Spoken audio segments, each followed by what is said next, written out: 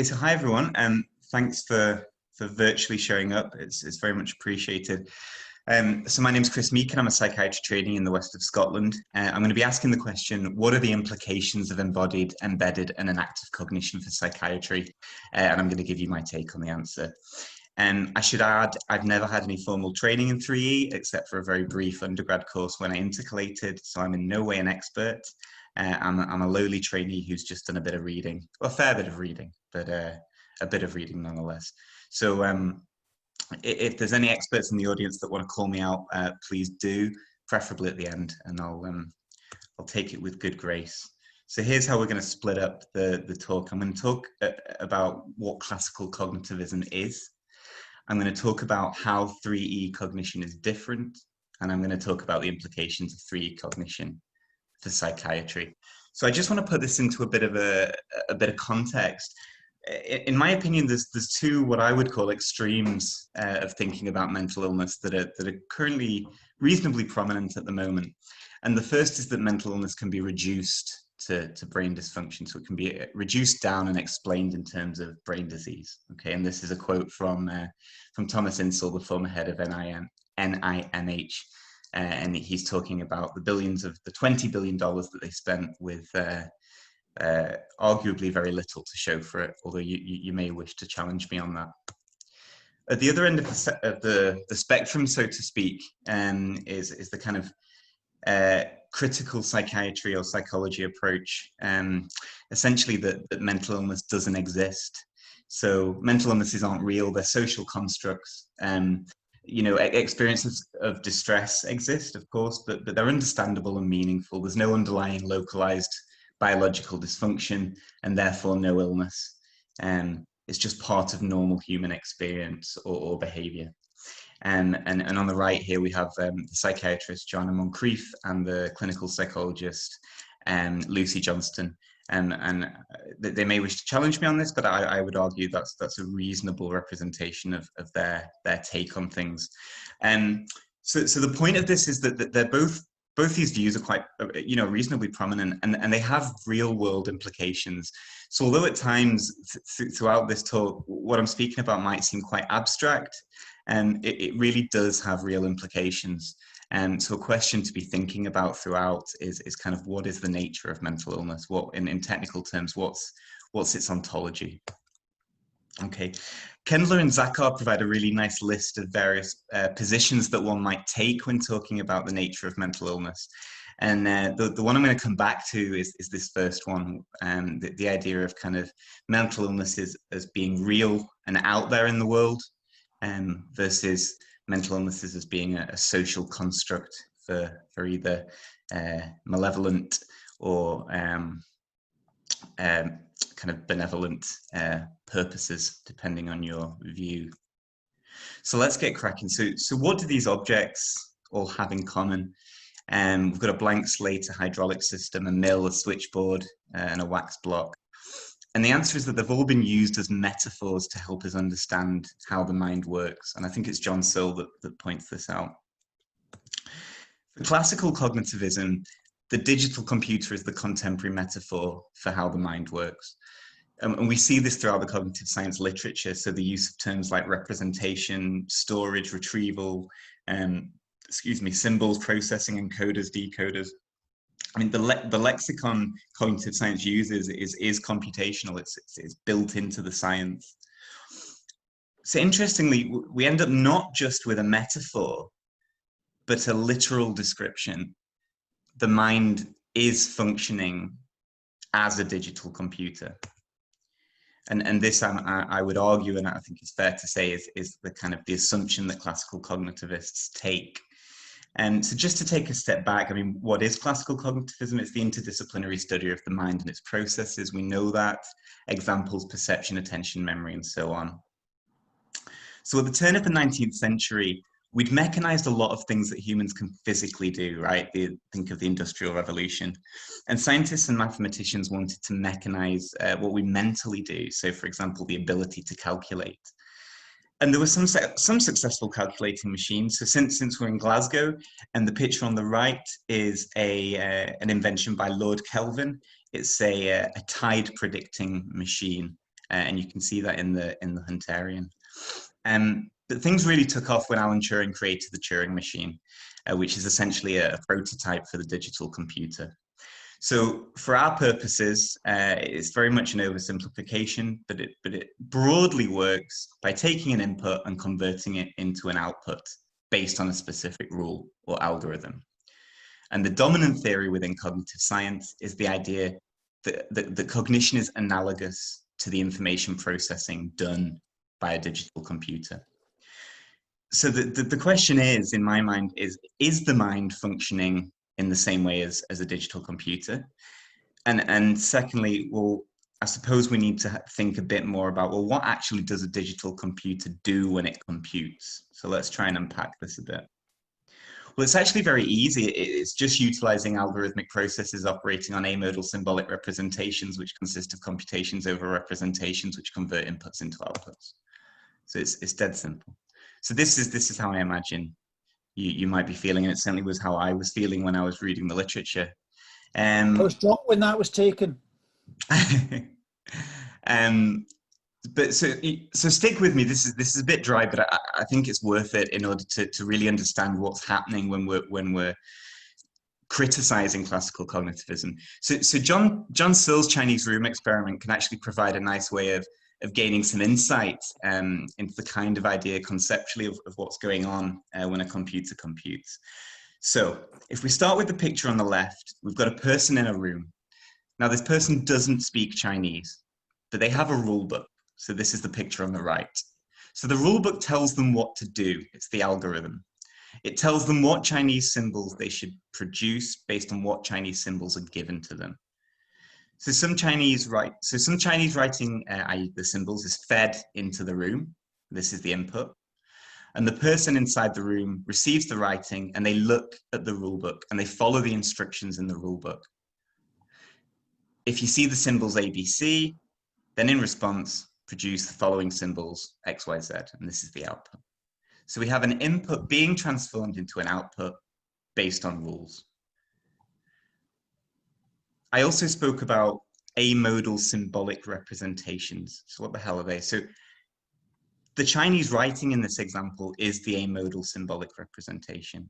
And it just means the writing is standing in for something else. And if you think about it, that's what language does all the time. So at the risk of kind of emphasizing this point too much, if we switch back to English and take, for example, the word table, the word table is used to represent or stand in for the concept of an actual table. But I could say to you, or I could write down, I'm going to buy a table, and you'd know what I mean. I don't have to physically run off and come back with a table and point to it to demonstrate what I mean. So the word is representing, it's standing in for the actual concept in its absence. A key idea about these types of representations and what can cause problems later on for critics of classical cognitivism is that the types of representations used by a computer or recruited by classical cognitivism is that they're amodal. And by amodal, I mean that there's nothing intrinsically about them that relates to the thing they represent. So if we look at the word table there in the middle, there's nothing about those letters and the shapes in that order that directly relates to a table, right? It just does because we've assigned it that way. And the meaning is assigned by the person, the meaning is assigned by the person utilizing the representation. So in contrast, if I decided that the lines on the right were going to represent a table, that would be modal, because the three lines in that way directly relates to what a table looks like from the side on. So hopefully that may make a little bit more sense. This is what digital computers actually do. Classical cognitivists would say that this is happening in our brains when we cognize. We create a mental representation that is an internal model of the world and use this internal model in order to generate our behavior. And when I use the word behavior, by the way, I include kind of thoughts in that. So this is really a really central core part of classical cognitivism, and it's a part that 3E cognition takes issue with.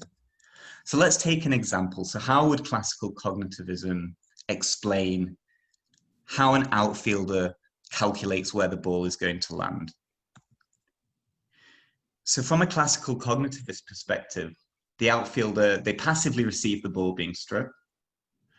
They create a representation of the trajectory of the ball by simulating a parabolic arc and mathematically calculating where the ball will end up on the initial angle and velocity, based on the initial angle and velocity. And this is obviously done unconsciously.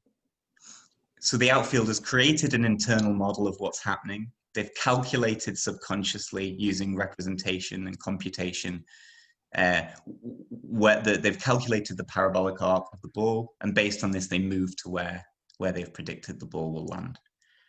So this is kind of a prototypical example of how classical cognitivism might explain how we cognize. So it's that appeal to an internal model. Okay.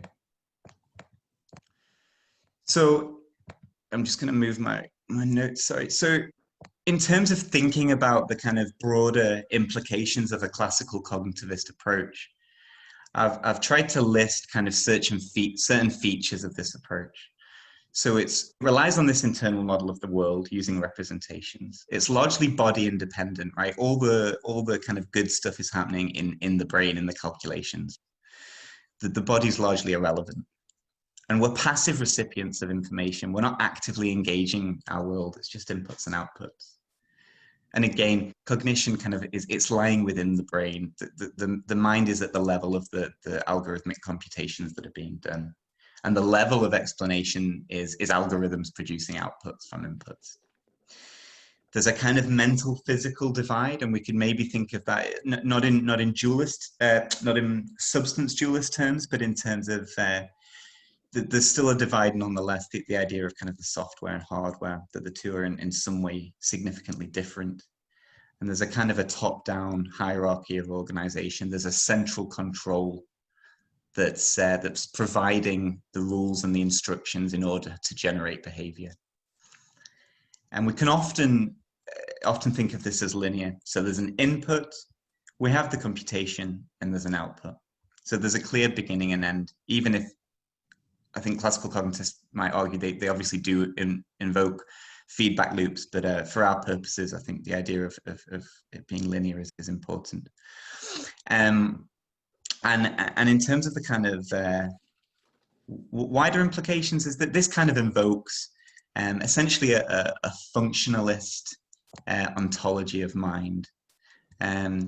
So by that I mean the mind can be reduced down to the computations that are taking place in the brain. We can explain the mind and psychology in terms of the brain.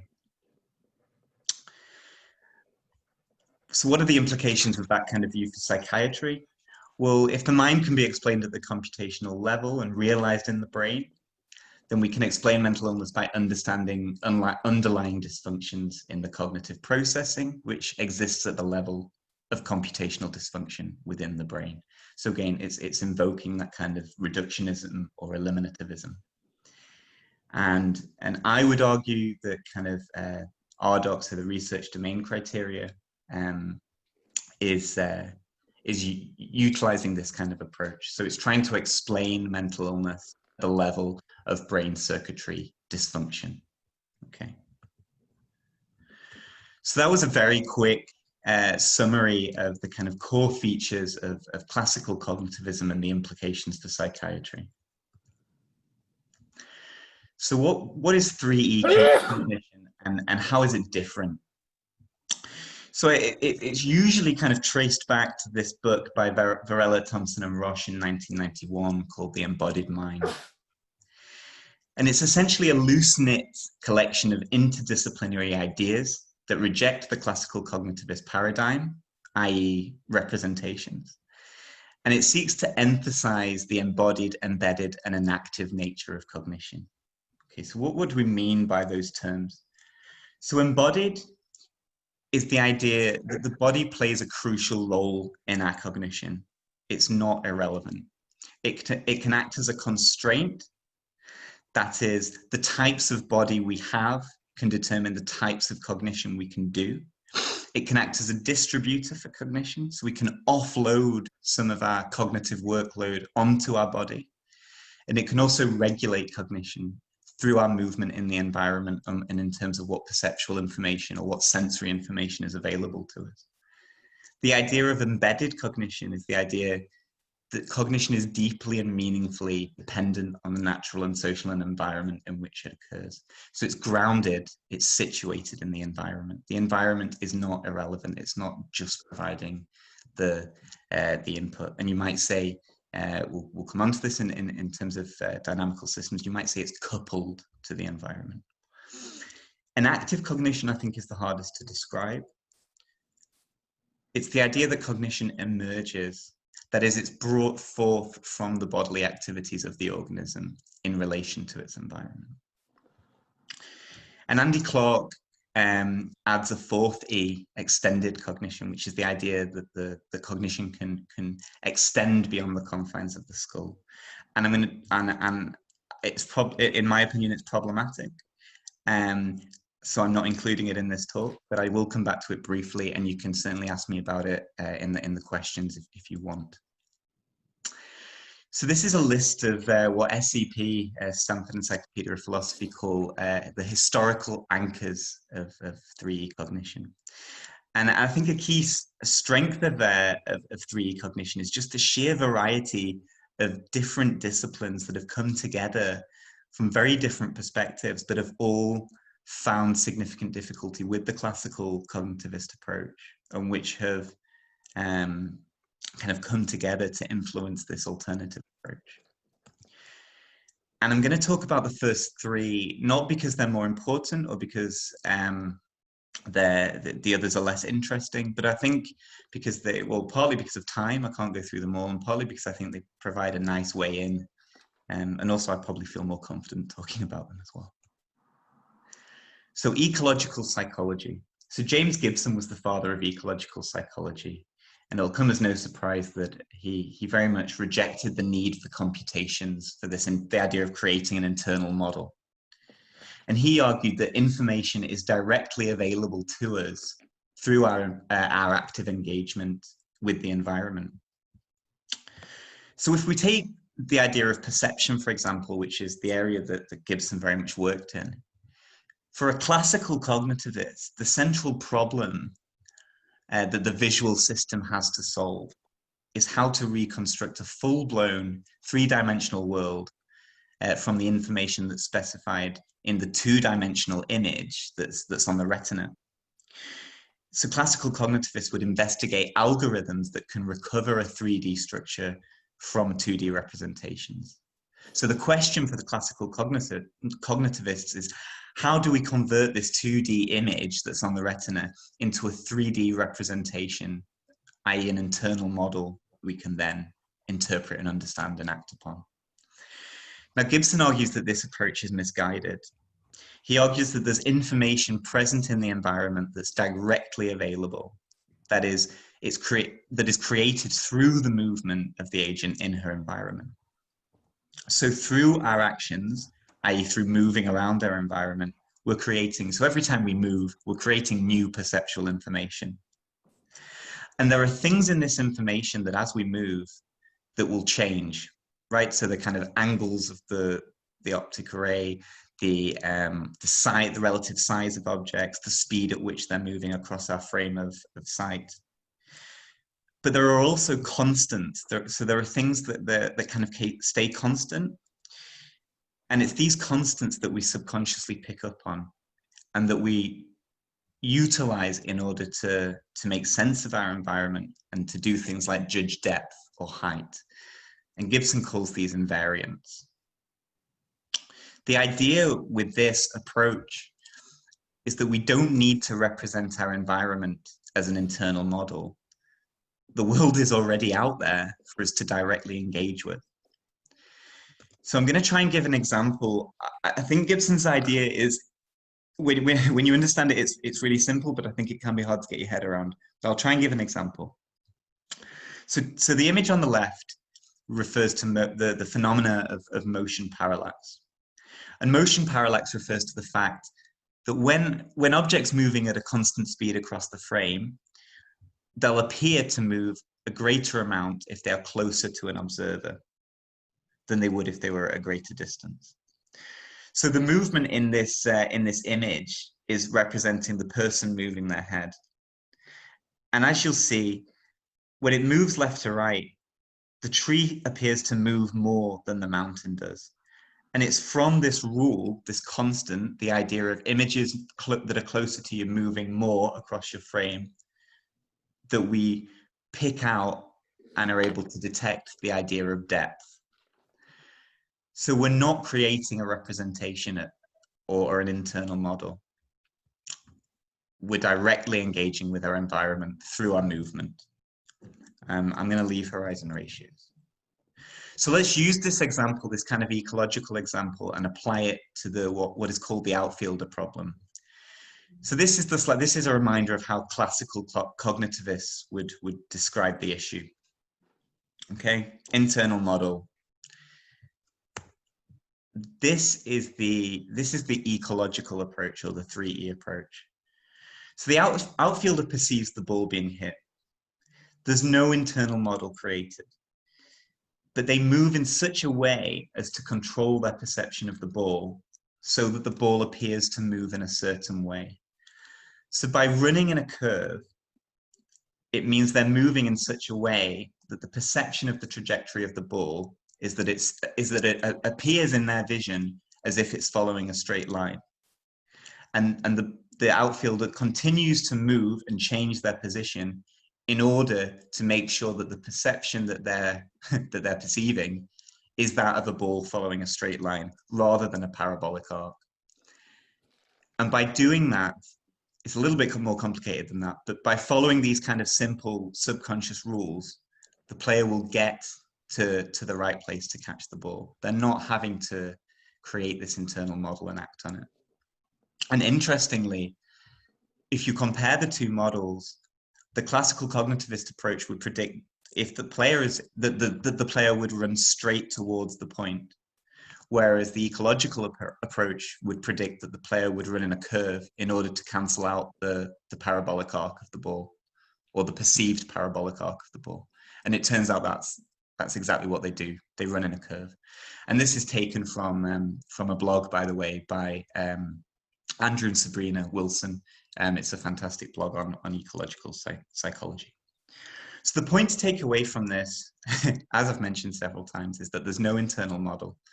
The perceptual motor systems are coupled to the environment, and the body is key. The movement of the body is key in regulating the inputs, which then cause the movement, which then changes the input, and you get this kind of feedback loop. So that's the idea of ecological psychology. So what about robotics? Well, again, this is stolen, you might say, directly from Andrew and Sabrina's blog. And they give this great quote, "Robotics is to cognitive science as engineering is to physics." So it provides a means to practically test our cognitive models to see if they work or not. So the question is, if we built two robots, one from a classical perspective and one from a 3E perspective, which would do better? Okay. And Rodney Brooks, pictured on the right, essentially did this in the 60s and 70s. So traditionally in the 50s and 60s, roboticists were struggling to get robots to do even the simplest of tasks. Now they were creating robots using the classical cognitivist idea of relying on an internal model that the robot then manipulates. And they had pretty limited success. Rodney Brooks pioneered a new approach, which basically involved the robot using the world as its own model. So rather than representing the world as an internal model, it followed a few basic rules, which allowed it to explore the room, and its behavior emerged through these simple rules to produce a robot that quite eloquently could move around a room and avoid obstacles. The key point here, without any kind of top-down central processing going on. So it was emergent from lower levels.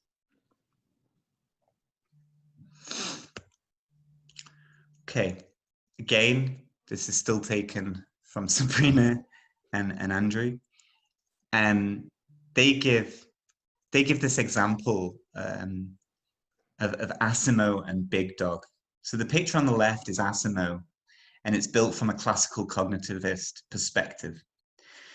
Big Dog on the right is built from a 3E perspective. And Asimo is literally, it's implementing an information processing representational style of control. So by that, I mean, there's kind of a central processor which is dictating all its movements. So the movements are coming from top down from a central processing unit. Okay. So this is very much a classical cognitivist approach. So let's just watch what happens. Hopefully this will work when Asimo climbs the stairs, or rather attempts to.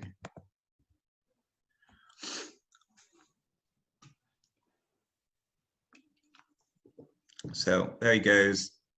He missteps and he just completely fails and falls, which is very much unlike how animals and humans would behave. We don't suddenly misstep and just collapse.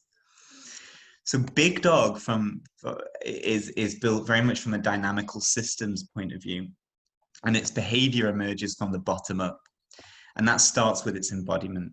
So the types of materials and the way that they're designed allow some of the cognitive load to be, or some of the cognitive tasks rather, to be offloaded. So, for example, just by the simple fact that the legs are springy and flexible, and the joints are organized in certain can move in certain ways, allows Big Dog to move in ways that mean there's less is required in terms of the kind of computational power. So we've got many sensors and kind of tracking the state of his various components. But the key point, again, there's no top-down central control governing the walking behavior. The behavior emerges from the interaction of much lower level factors. So let's just watch Big Dog.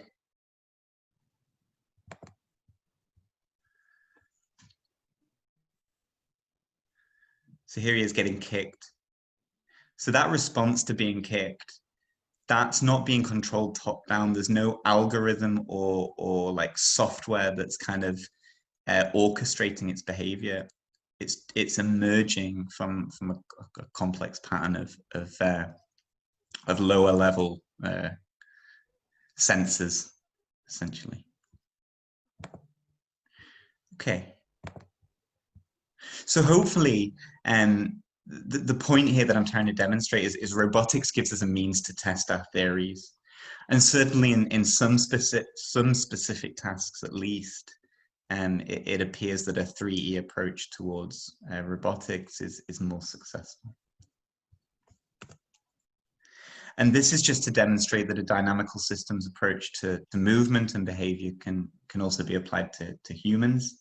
And Thalen and Smith were able to use the dynamical systems approach to describe the stepping behavior in infants, which had previously been described in classical computational terms. The idea being that there's a kind of genetically hardwired set of cognitive rules that the toddler is learning to kind of engage with, in contrast from their approach that the novel behaviors emerge from the bottom up. So I've used the phrase dynamical systems a few times there. Well, what's a dynamical system? So it's any system that changes over time, kind of any system. Dynamical systems theory is the mathematical apparatus that describes how systems change over time. And it's the explanatory tool that 3E cognition draws on. And there's a few important features. So I've used this word a lot recently, and the first is emergence. So a key feature of some dynamical systems is that novel behaviors or novel patterns or novel states of the system can emerge from the interaction of the lower parts that wouldn't be predicted just knowing how those lower parts are interacting. It's novel, it's unpredictable. And this is the idea, I think it comes from Gestalt psychology, that the whole is more than the sum of its parts. So take, for example, the image on the right. The complex patterns created by a flock of starlings there's no top-down control, organizing or orchestrating this behavior. It's self-organizing. It emerges from each individual starling's behavior. So I apologize for this horrendous diagram on the right. I think you can largely ignore it. I'll explain without it. Circular causality is another really important concept when it comes to dynamical systems. And it occurs when the emergent global properties of the system, so think about the patterns of the starlings, act back down, so they act back down on the system itself to constrain the local parts from which they originally emerged. So you get this kind of cyclical causal loop. So you have the initial local components of the system interacting, you get new emergent properties, and those emergent properties at the global level then act back down on the local level to influence the individual constituents, which they are subsequently emerging from, and hence the loop. So we haven't had any psychiatry yet, so let's introduce the idea of a panic attack here. And by the way, as far as I can tell, this is just the idea of kind of, or this example rather, is just the idea of kind of a downward spiral that's appealed to in CBT. But if we imagine the person as the system, something acts on that system from the outside. That's the effective control parameter. So let's just say that's a traumatic event.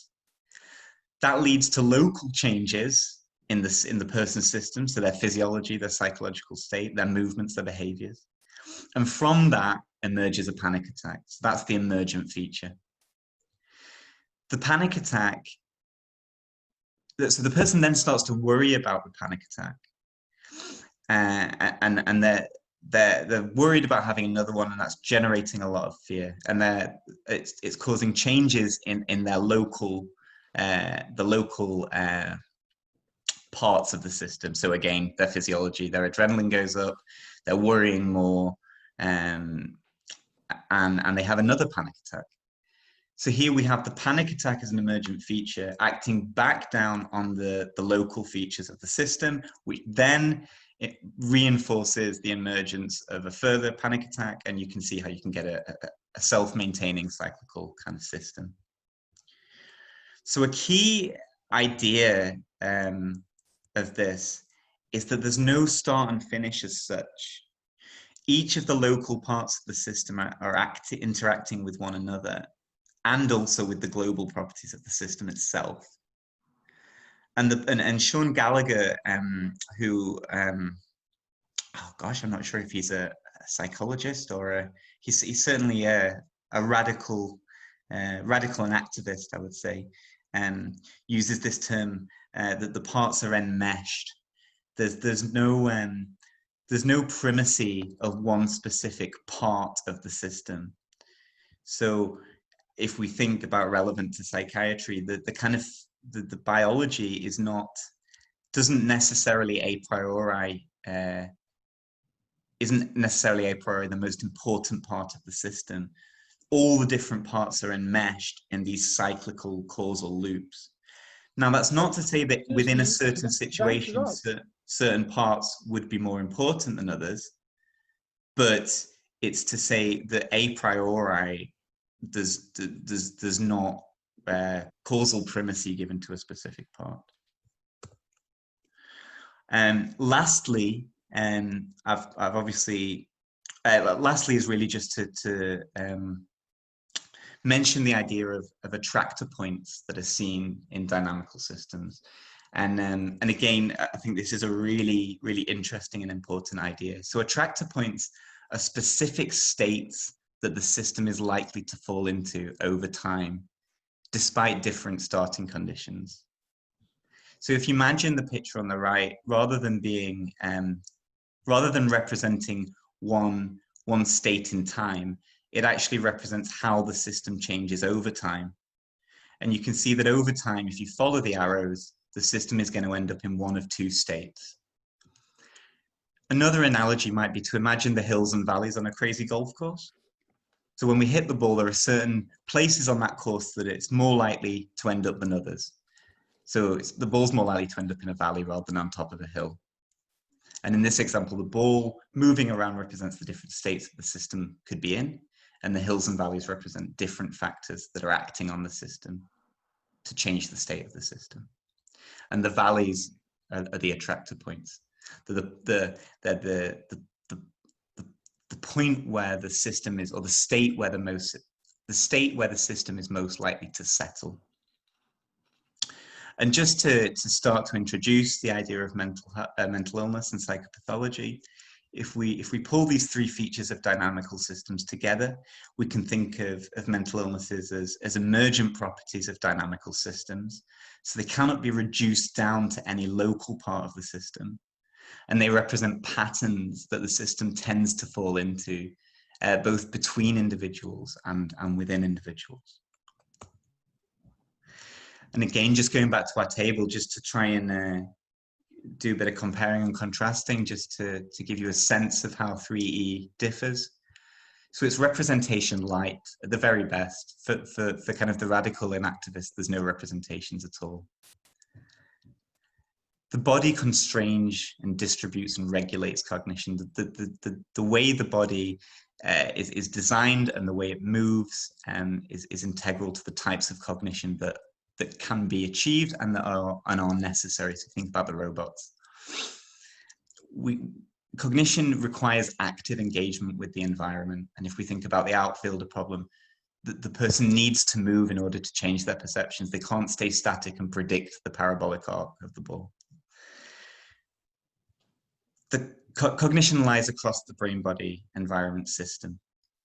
So rather than the mind being kind of conceptualized as being understood just kind of as the computational processing of the brain, it's kind of thought as an emergent phenomena. Probably, I think certainly kind of Sanaka Dehan, who I'll go on and speak about, I think certain kind of radical enactivists would probably actually argue that the mind isn't a noun. It's a verb. It's something that we do. So the idea of a kind of a location of the mind, it's kind of like it's a category error. And you can maybe ask me about that, and I can try and explain that a bit more if you want.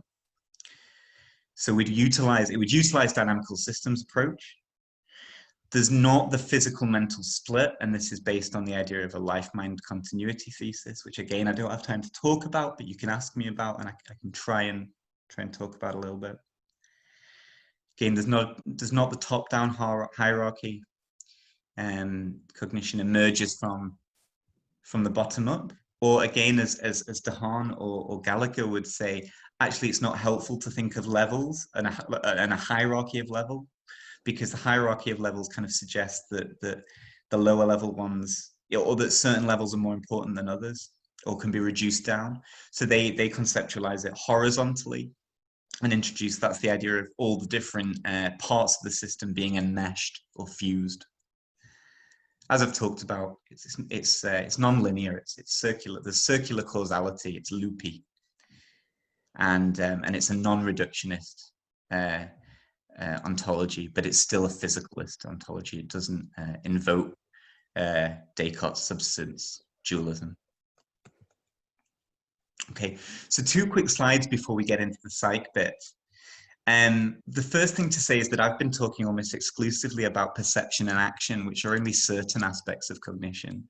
And if any, hopefully some of you have been following along, and hopefully, you know, a question that you might be screaming out in your head is, well, what about higher order aspects like planning and imagining and dreaming and all that seem like they'd be, and social cognition, that seem like they'd be more relevant to kind of the processes involved in mental illness?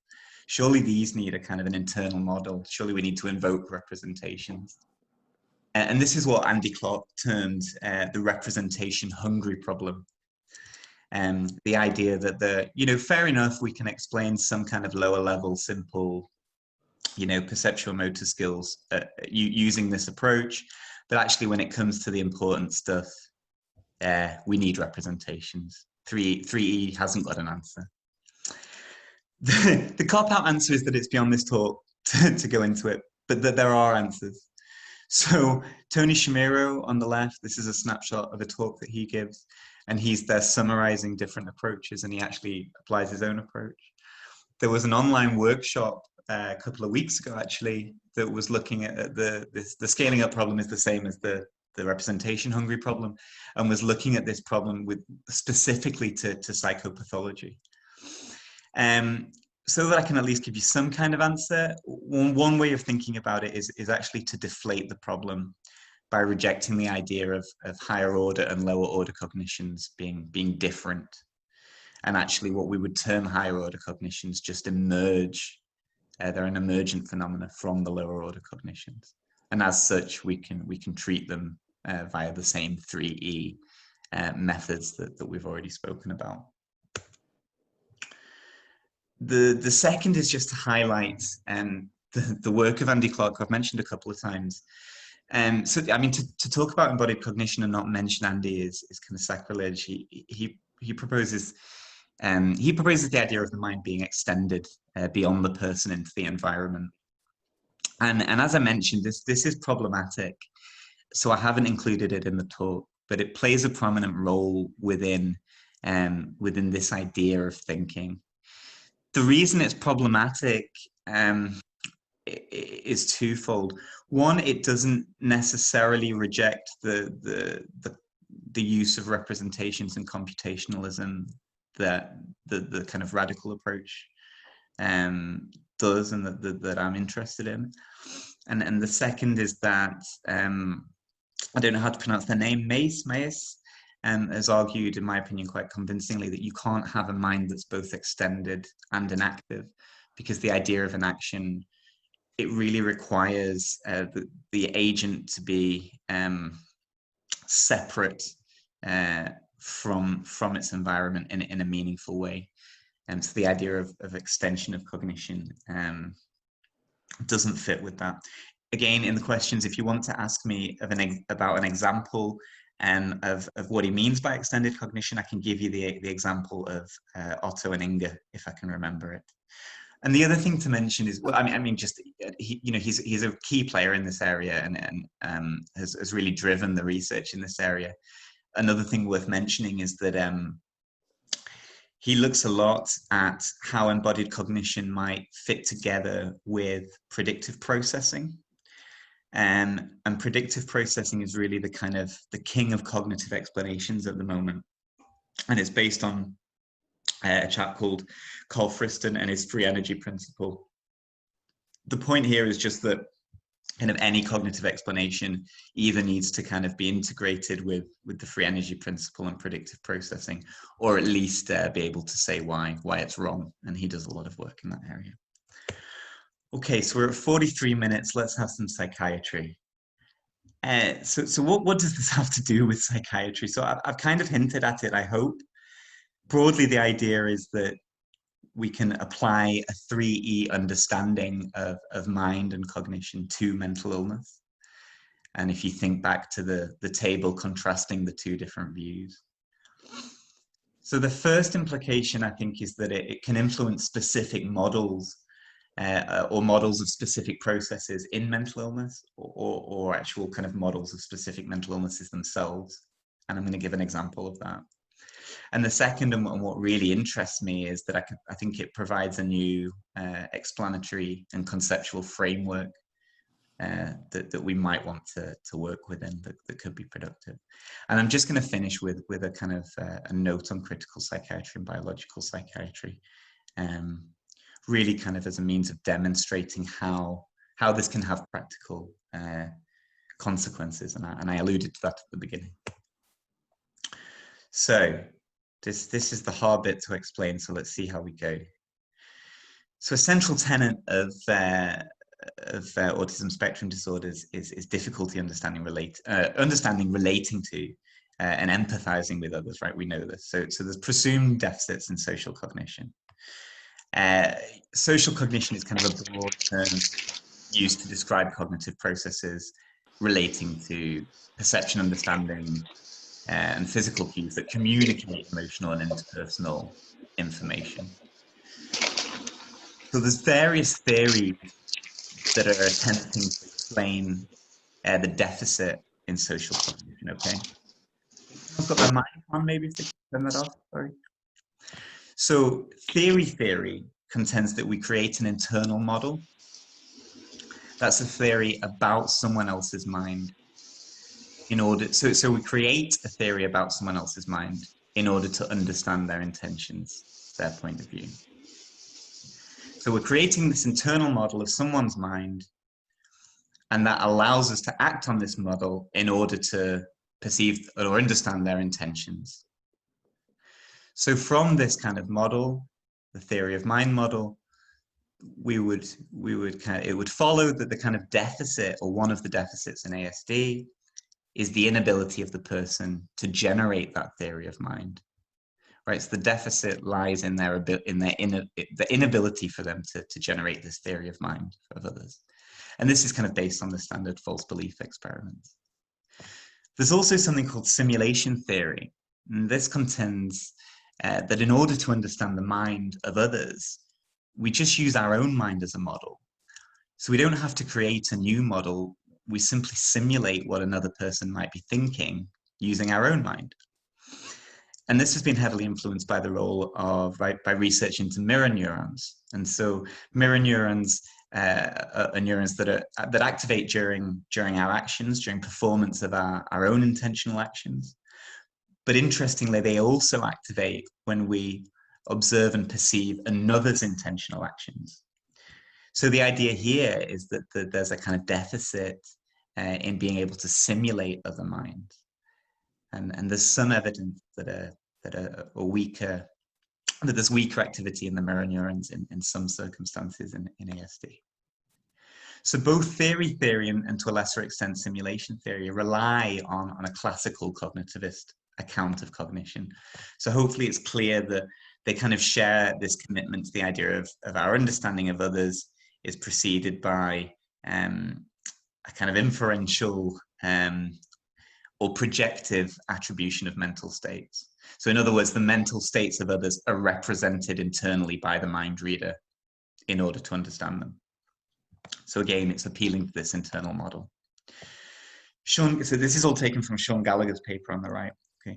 So interaction theory, which Sean Gallagher proposes, contends that in many everyday interactions, we immediately and directly understand the intentions and the emotions and the actions of others without having to infer or without having to simulate, i.e. without having to create this internal representation. And this is achieved through processes of what Gallagher would call primary intersubjectivity. And all he means by that is the processes that involve kind of quite lower level perceptions and movements. So processes that involve perception of others' bodily postures, their movements, their gestures, facial expressions, vocal intonations, and that all becomes progressively more refined as we develop. So it's all the stuff that we have direct access to. In other words, from this view, social cognition emerges from perceiving and interacting with another individual and picking up on these kind of these direct sensory motor behaviors without having to invoke this internal model. So the deficit here would lie in much more basic sensory motor movements. And there's obviously evidence from ASD that people will have problems in sensory motor behavior, such as postural instabilities and motor coordination and so on. So, I mean, the details of this example are kind of irrelevant. I mean, they're fascinating, but they're largely irrelevant for our purpose. The point here, hopefully, is that I've illustrated how 3E approaches can give either an additional explanation or an alternative explanation of some of the processes that are involved in mental illness. So that's the kind of point. And there's various other examples of applying 3E cognition to understand processes within mental illness or for mental illnesses themselves.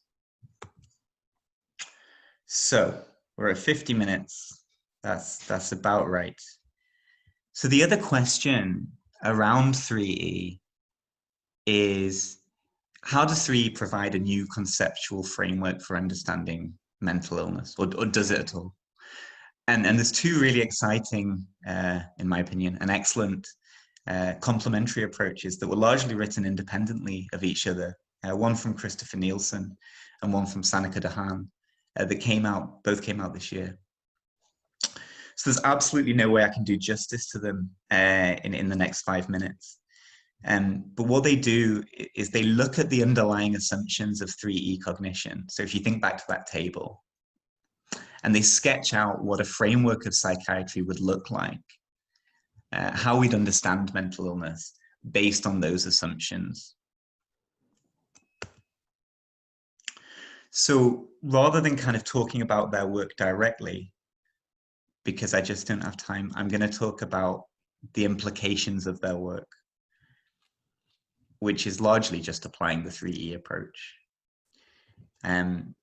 So the first is just to point out that this dynamical systems approach, this 3E approach in general, it provides an actual model for the biopsychosocial model.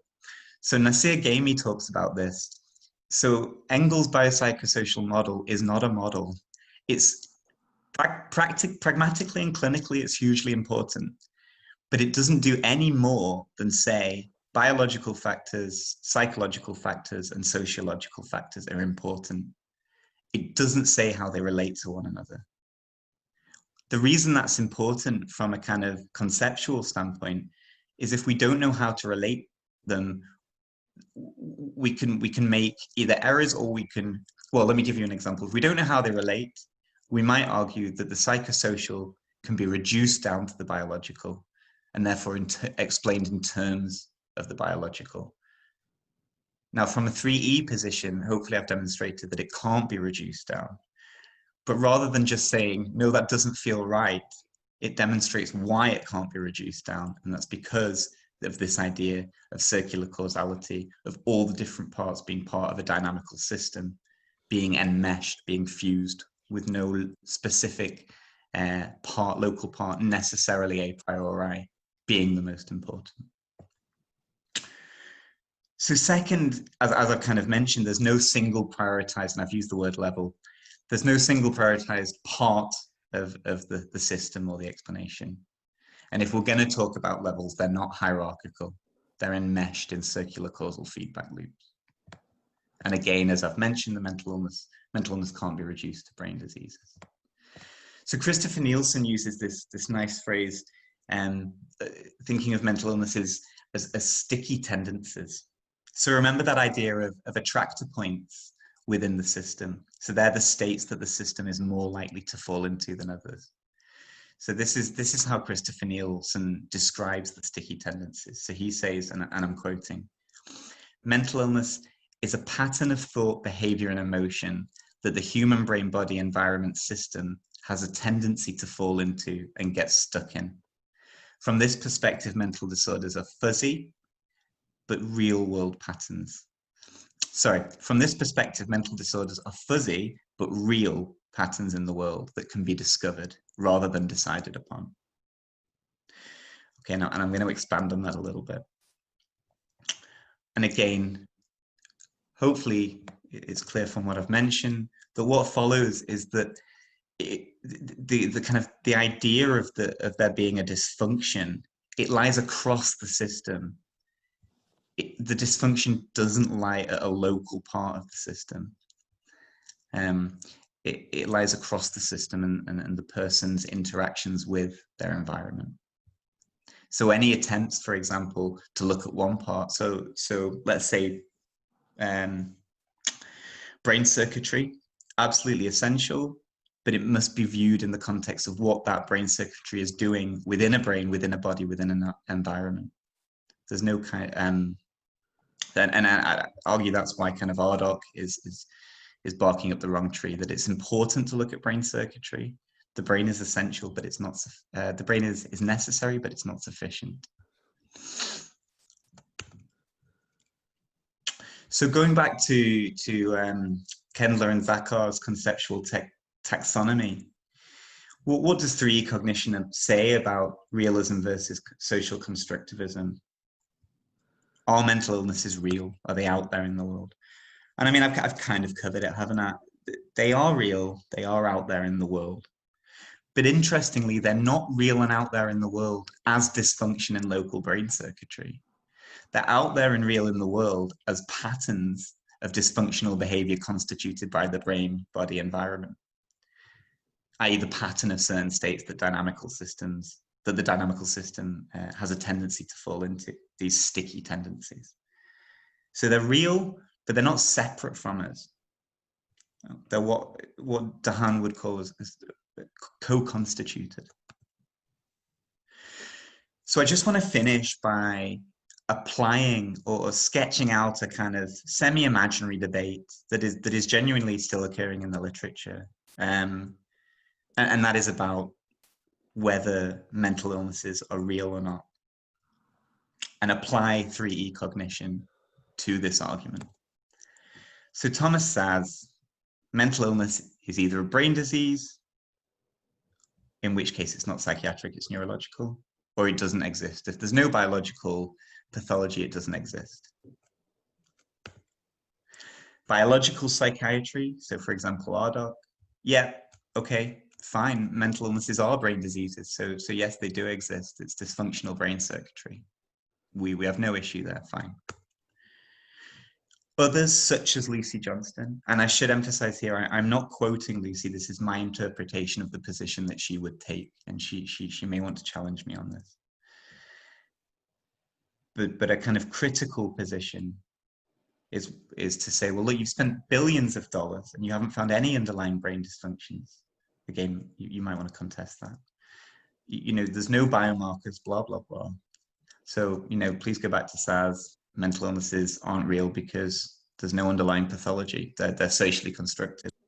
And Lucy would kind of invoke, or would then rely on the work of Foucault and kind of talk about the idea of them being used as a means of power. It's George Engel and the biopsychosocial model, and maybe most psychiatrists, I would hope, would kind of be saying, oh, look, it's not all about the brain. That doesn't seem right. It doesn't feel right that they could just be reduced down like that. It feels like we're missing something. You know, mental illness is dependent on biological, psychological, and social factors. I have no idea how they fit together. Look, you know, don't worry about it. Mental illness is somewhere in the middle. Kind of all the factors are important. And then someone like Joanna Moncrief, who has written an article recently along these lines. Again, I'm not quoting, although she does use the phrase cake and eat it. So she would say, come on, guys, you can't have your cake and eat it. Is mental illness a brain disease or isn't it? If you're saying it isn't, then it's no different from the rest of human behavior. And so it's not an illness. And this is Christopher Nielsen. And this is the kind of position that I would take and that I think 3E psychiatrists would take. And it's to say, look, this is a false binary and I want my cake. Mental illness cannot be reduced to brain diseases, but they're still real. So they're fuzzy kinds that exist as patterns of states that the brain-body system has a tendency to fall into. And that could be across or within individuals over time. So they're out there in the world, they're real, but not in the dysfunctional brain circuitry, but in the patterns of dynamical systems that exist and maintain them. Thank you.